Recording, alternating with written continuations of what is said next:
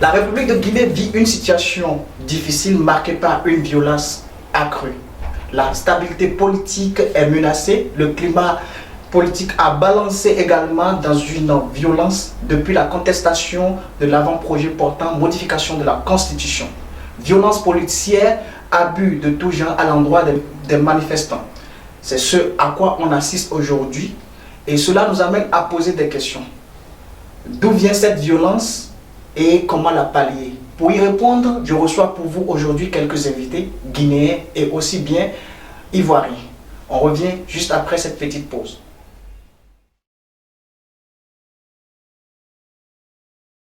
MSJ Caprod, en partenariat avec le débat du jeudi vous présente « Comme tu insistes ».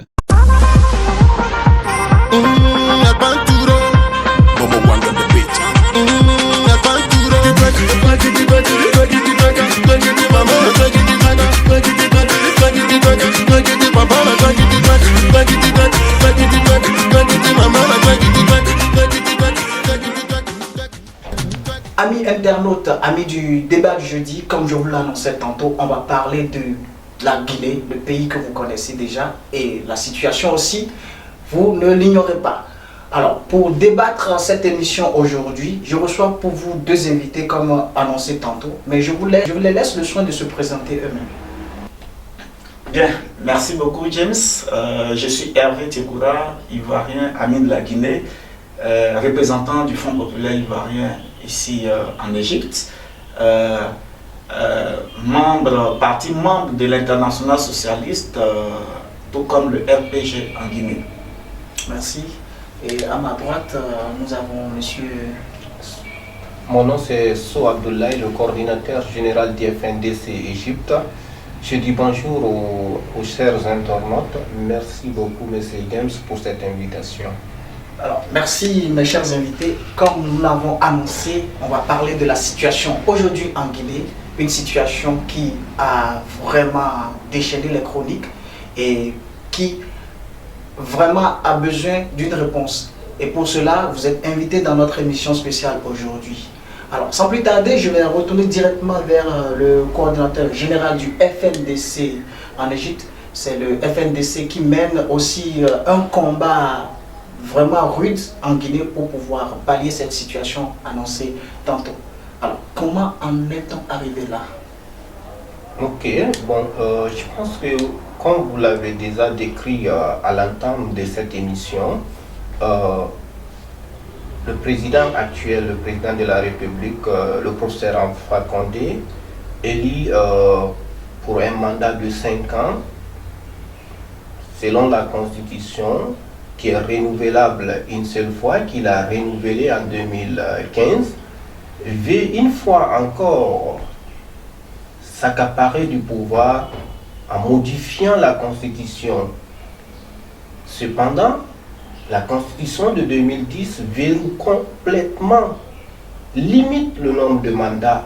Il doit finir ces 2 mandats et partir, laisser à ce qu'un autre Guinéen vienne pour pouvoir être à la tête de l'État et faire en sorte que les Guinéens vivent dans les meilleures conditions. Ça, c'est ce à quoi vous n'aspirez pas, vous êtes contre cela. Mais comment on est arrivé à cette forme de violence-là aujourd'hui? Oui, c'est le fait qu'ils violent systématiquement les lois de la Constitution. Alors, quand vous parlez de cette envie du président Alpha Condé à revenir au pouvoir, mais est-ce qu'il a mentionné clairement quelque part? Ben écoutez, on ne va pas se voiler la face. Ce qui se passe aujourd'hui au pays, si M. Alpha Condé ne voulait pas vraiment s'accaparer du pouvoir, il n'y a pas de raison à modifier cette constitution. Quelles sont les insuffisances? Aujourd'hui, tout ce qu'il met en place pour dire qu'il veut aller vers une modification, un changement de la constitution, c'est des choses qui peuvent être modifiées avec la constitution actuelle. C'est ça, au fait. Pourquoi il ne va pas faire une déclaration solennelle, soi-disant qu'il ne va pas se présenter? La dernière fois, aux sorties du sommet d'Addis Abeba, il a dit clairement, il a dit quoi exactement? soi-disant que Après la nouvelle constitution, c'est son parti qui va décider s'il sera candidat ou pas. Donc, c'est ce qui dit ici quoi? Que c'est de nier complètement à la population guinéenne de présenter, de mettre en place, d'élire un président. Lui, il a fini. Pourquoi encore ces idées-là? Il s'attend à ce qu'il soit présenté par son parti.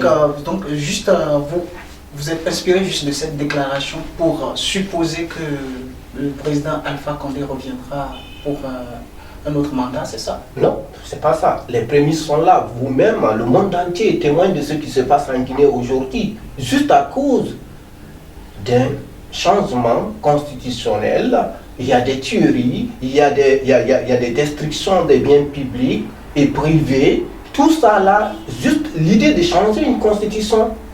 Mais pourquoi alors, si M. Alpha Condé n'avait pas dans sa tête de se présenter pour une autre mandature, je pense qu'il n'y avait pas de raison pour qu'il y ait toutes ces violences-là. Merci beaucoup. On va quand même revenir un peu plus amplement sur cette question-là. Je vais rapidement donner l'opportunité à mon cher ami ivoirien Hervé.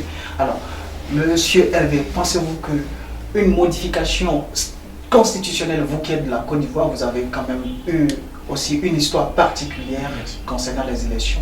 Est-ce qu'une modification constitutionnelle stipule forcément une brèche pour le président actuel de revenir au pouvoir?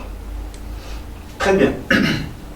D'abord, encore une fois, merci bien, M. James, de nous inviter ici. Et merci aussi à mon co-débatteur aujourd'hui, M. So Aboulaye, pour l'opportunité aussi qu'il m'a offert de me prononcer sur la situation en Guinée. Mais avant, je voudrais très sincèrement m'incliner devant la mémoire de toutes ces victimes, de tous ces innocents qui chaque jour meurent pour des politiciens, des politiques. Ils meurent par désespoir. Ils meurent parce qu'il n'y a pas d'offre politique crédible qui leur est faite. Donc je m'incline très sincèrement devant leur mémoire et je voudrais marquer aujourd'hui toute ma solidarité parce qu'il est consacré à l'article 5 de la Déclaration universelle des droits de l'homme, qui est aussi reprise par l'article 5 de l'actuelle constitution de la Guinée, qui consacre le caractère sacré de la vie humaine. Quand c'est consacré ainsi, je pense que les pouvoirs publics devraient faire en sorte que la vie humaine soit vraiment protégée. Bon, donc, ceci étant, pour le principe de la modification de la Constitution dans toute démocratie, pour le principe, c'est normal. Pour le principe. Mais à quelques mois de l'échéance présidentielle, est-ce que c'est vraiment opportun maintenant d'engager ces réformes-là qu'on aurait pu peut-être faire depuis bien longtemps? C'est la question qui se pose. Au-delà de ça, est-ce que les autres qui sont en face, quelles sont les mesures qui sont prises justement par l'État pour rassurer de l'opposition? Voilà, de l'opposition. Quelles sont les mesures aujourd'hui? Parce que je l'ai senti tout à l'heure lorsque mon frère So intervenait. Ben, l'opposition, sinon le Front national de changement de la Constitution, ne se sent pas rassuré par les propos du chef de l'État guinéen, qui entretient volontairement un flou aux alentours, c'est-à-dire oui, aux alentours de cette réforme constitutionnelle. Donc pour vous, ce n'est pas l'heure l'heure n'est pas à la modification. Absolument pas. Pour moi, je pense que, parce que j'ai eu l'occasion aussi, tout à l'heure, bien entendu, on ira dans le fond de la question, parce qu'il faudrait s'interroger les points aujourd'hui que le président Alpha Condé il voudrait faire modifier. Et vous comprendrez en quoi est-ce que réellement le combat aujourd'hui du FNDC est légitime. Justement, à cette question, je crois que le représentant du FNDC ici peut quand même essayer de... Est-ce que vous avez une idée des points sur lesquels le président ou bien la réforme constitutionnelle est basée? Écoutez, cette constitution, cette mouture de constitution que le président a présentée aux Guinéens, ça n'a rien d'extraordinaire. Vous pouvez mentionner quelques points? Écoutez, moi je n'ai pas pris mon temps de le lire entièrement, juste j'ai pris un certain nombre de parties où il parle ici de promouvoir la présence des femmes et je ne sais pas quoi d'autre aussi, mais ça n'a rien d'importance par rapport à la constitution actuelle. Alors, voilà, on est arrivé là. Et est-ce que, monsieur Hervé, vous ne pensez pas que déjà il y a un problème de dialogue politique? En fait, parce qu'il y a l'opposition, il y a le parti au pouvoir. Et quand on revient par exemple dans la situation dans votre pays, il y avait l'opposition, il y avait le parti au pouvoir qui était représenté par le président Gbagbo, qui aujourd'hui a été traîné à la Cour pénale internationale. Alors qu'il y avait quand même une responsabilité partagée, parce qu'il y a deux parties en jeu aujourd'hui, il y a des victimes qui sont en train de courir au sol. Est-ce que vous ne pensez pas qu'il y a eu un manque de dialogue? D'abord, merci bien pour la question là, parce que justement ça doit nous interpeller pour le cas de la Guinée. Parce qu'aujourd'hui, on veut attendre d'atteindre d'abord les 3000 morts avant de s'élever. Les gens meurent chaque jour. Des jeunes gens qui s'élèvent, qui vont manifester aux mains nues.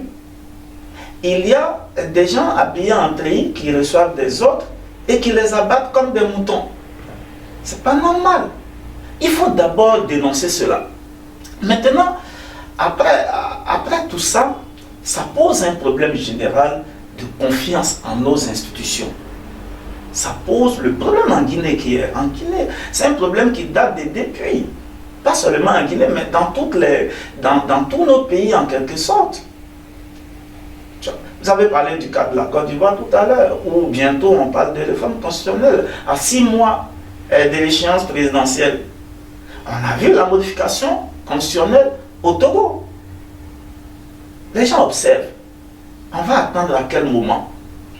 Et donc, pour en venir au point, comme je l'ai dit tantôt, moi il y a un point central dans cette réforme constitutionnelle que les gens annoncent à grands points, c'est au niveau de l'article 28. De l'actuelle constitution. L'article 28 de la constitution guinéenne actuelle dit que le mandat présidentiel est limité à 2 mandats. 2 mandats non consécutifs. À 2 mandats non consécutifs. Alors, ça nous rappelle un peu la situation, sinon la magie russe, dans le temps où Vladimir Poutine, qui était président à un moment donné, est passé Premier ministre et Medvedev était son président et par la suite il a pu se présenter à nouveau. Bref, ça fait partie des réformes qu'on annonce. Moi je pense très sincèrement que pour cette réforme-là en Guinée, le pouvoir peut le différer, il peut le mettre un peu plus tard. Parce que nous, par exemple, dans l'international socialiste, personnellement, ça me met mal à l'aise. Ça me met mal à l'aise d'autant plus que le professeur Alpha Condé, qui a lutté 50 années de sa vie, qui fait partie des gens qui nous ont fait rêver, qui nous ont amenés vers le multipartisme, qui a fait la prison plusieurs années, viennent aujourd'hui sous son régime et qu'il y ait tant de morts depuis 2010. Depuis 2010, combien de Guinéens sont morts? Merci beaucoup pour votre intervention, voilà qui est bien dit. Alors je retourne vers mon cher ami du FNDC. Alors vous, en tant que coordonnateur général du FNDC à l'extérieur, ici, est-ce que votre combat aujourd'hui, il tient à quoi? Notre combat tient aujourd'hui à faire en sorte que M. Alpha Condé respecte la constitution en vigueur. Nous tenons à ce qu'il respecte sa parole donnée, à ce qu'il respecte l'engagement qu'il a pris vis-à-vis des Guinéens. Les Guinéens ne devraient pas mourir juste à cause d'un changement constitutionnel. Comme le dit une fois encore mon frère Hervé, moi, le président Alpha Condé m'avait beaucoup inspiré quand je faisais l'université. C'était un de mes inspirateurs. Et aujourd'hui? Et aujourd'hui, non. Donc à vous entendre, quelle que soit la riposte policière, vous allez continuer votre lutte. Mais bien sûr que renoncer à ces combats, c'est de renoncer à la souveraineté. C'est de donner au fait la possibilité à la dictature de s'imposer. Parce que si M. Alpha Condé passe avec ce projet de nouvelle constitution, imaginons le président, et il se présente pour autre mandature. Dans sa constitution qu'il présente aux Guinéens aujourd'hui, il met le nombre de mandats à 2 avec 6 ans pour nombre d'années. Okay? Imaginez s'il fait ce qu'il veut faire là, il passe. Il fera plus de combien d'années? Voire même on peut dire qu'il veut faire... il veut passer sa vie au pouvoir. Le président qui viendra après lui, est-ce qu'un Guinéen pourra se lever un jour pour dire que non, cette personne-là aussi ne va pas mourir au pouvoir? C'est de détruire complètement les acquis démocratiques que les Guinéens ont acquis chèrement, anéantir complètement. Et ça peut entraîner des conséquences très graves en Guinée, mais aussi aux pays voisins. Merci beaucoup. Je vois que vous avez beaucoup de choses à dire par rapport à ce sujet, mais vu la contrainte du temps, nous allons quand même essayer d'évoluer et passer à d'autres questions. Et pour cela, nous allons recevoir tantôt votre collègue du FNDC aussi, qui est le secrétaire général du FNDC ici à l'extérieur d'Égypte. Alors, j'aimerais juste vous demander, est-ce qu'aujourd'hui vous pensez que la communauté internationale doit se joindre à ce combat, et si oui, quel est le mot d'ordre que vous leur lancez? Bien, écoutez, depuis que le mouvement s'est mis en place et on a compris que M. Alpha Condé et son petit clan veulent vraiment confisquer le pouvoir, nous avons passé par toutes les voies légales, que ce soit à l'interne et à l'extérieur. Et aujourd'hui, il vous souviendra que la semaine dernière, il y a eu une résolution des députés européens à l'Union européenne, voilà, qui ont condamné fermement ce qui se passe, et ils ont appelé M. Alpha Condé à respecter la constitution en vigueur. Justement, donc, vous, en tant que coordonnateur du FNDC, quel est le mot d'ordre que vous lancez à cette communauté internationale-là pour attiser un peu leur responsabilité à intervenir en Guinée? Parce que jusque-là, il n'y a pas d'intervention. Ben, écoutez, vous savez, les interventions de la communauté internationale, ça prend du temps. On est quand même en train toujours de travailler. Et aussi, on les appelle à faire en sorte que la démocratie à laquelle ils tiennent tant soit respectée dans les pays africains. Les résolutions qu'ils ont commencé à mettre en place, qu'ils aillent plus loin en mettant des sanctions. Je pense qu'avec ça, ça peut dissuader M. Alpha Condé et le clan qui est avec lui de renoncer à ce projet de modification de la Constitution. Oui, de modification de la Constitution. Merci beaucoup, cher ami. Je crois que mon cher ami avait aussi un oui, mot bien à sûr, dire par rapport bien à sûr. ça. Je voudrais dire un mot par rapport à ça, parce que par moment, on en arrive à se demander si peut-être est-ce que nos aînés n'ont pas échoué. De vous à moi, M. James, est-ce que présentement, à 6 mois, à quelques mois des élections présidentielles, est-ce que c'est vraiment le moment où il faut remettre en cause ce socle qu'est la Constitution? Il faut que nos leaders politiques soient cohérents. Ce qu'on dénonce aujourd'hui, sous celui qui est au pouvoir, il faudrait qu'à un moment donné, lorsqu'on a le pouvoir aussi, on soit ouvert, sensible aux critiques. C'est ce que nous reprochons aujourd'hui à M. Alpha Condé. Merci beaucoup. Voilà qui est bien dit, c'est bien noté par nos internautes qui nous suivent. Alors, restez toujours avec nous. Nous allons revenir dans la deuxième partie et continuer dans la même lancée. Merci.